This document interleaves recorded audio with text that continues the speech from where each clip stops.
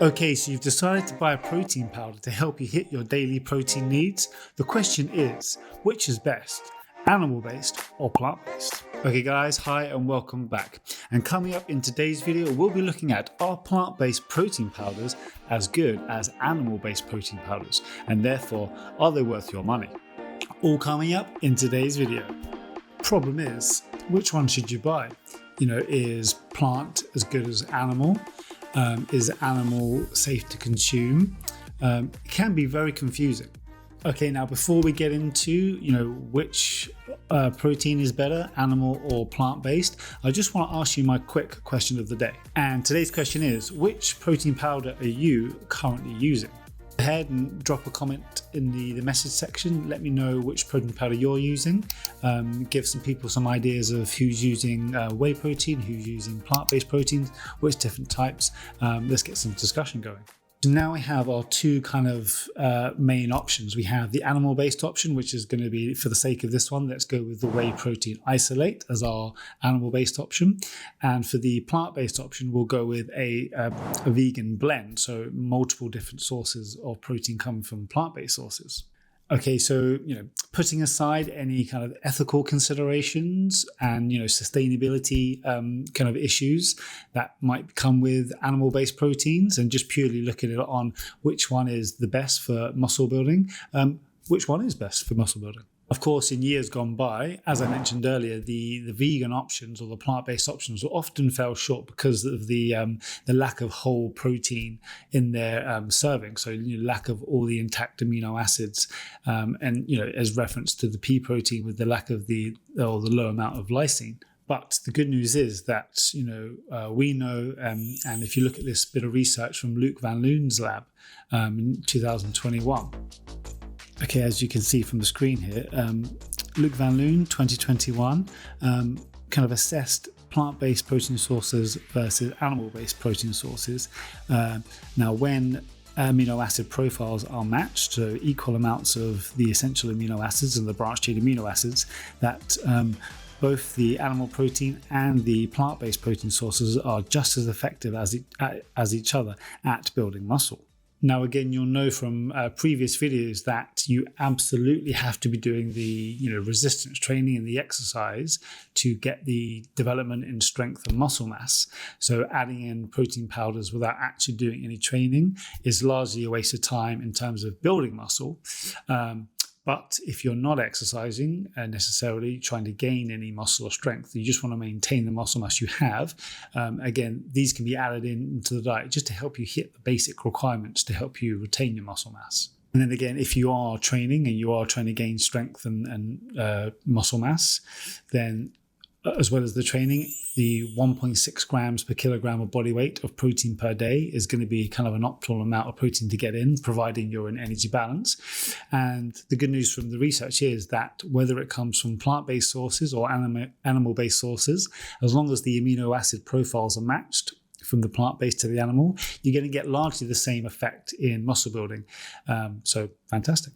The key consideration here, though, is when you're choosing a plant-based protein, is whether or not that protein source contains all of the essential amino acids that you need, and in particular, if it's going to contain enough leucine to stimulate muscle protein synthesis. And in the early days of kind of plant-based protein powders, there would often be kind of one source or one plant-based source of protein. So something like just a pea protein or a pumpkin seed or beans. Or not only did they taste like ass, and I'm sorry they did, because I tried most of them.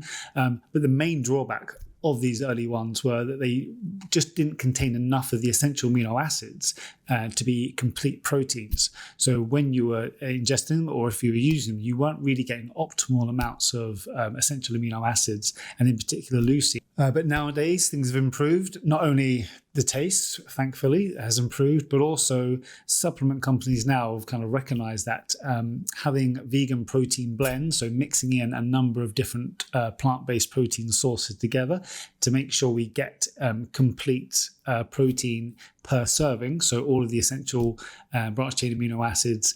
And as you can see from the screen there, yes, pea protein per serving does contain 19 grams of protein. Well, the main drawback of the pea protein is that it has a relatively low lysine content.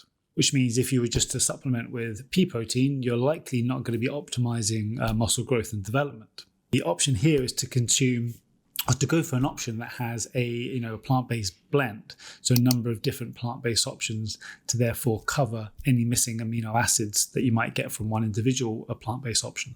And now for those of you that are vegan and already consuming a good mixture of plants every day, and potentially with every meal, some of these ideas might not necessarily apply to you when it comes to mixing the vegan blends. But what you can do is just assess your meals and just see, are you having a variety of different plant-based sources that are going to allow you to get all of the different amino acids in that you need? Because if you are typically only consuming maybe one type of plant-based source with every meal, you might likely be limiting the amount of whole proteins that you're getting from those plants. So then you would then want to add in a few other types of plant-based options to help you kind of hit all of those protein needs. And for those of us that are not vegan but are trying to add in a little bit more plant-based protein through the week with a few meals here and there, that's kind of a key consideration for us, is when we do add in the extra plant-based proteins for a meal, is are we getting a mixture of those protein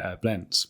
And then once you know that your plant-based source contains a good mixture of different plant-based protein sources, of course, the main consideration is just really, which one tastes nice, because, some of them taste good and some of them, they don't taste good.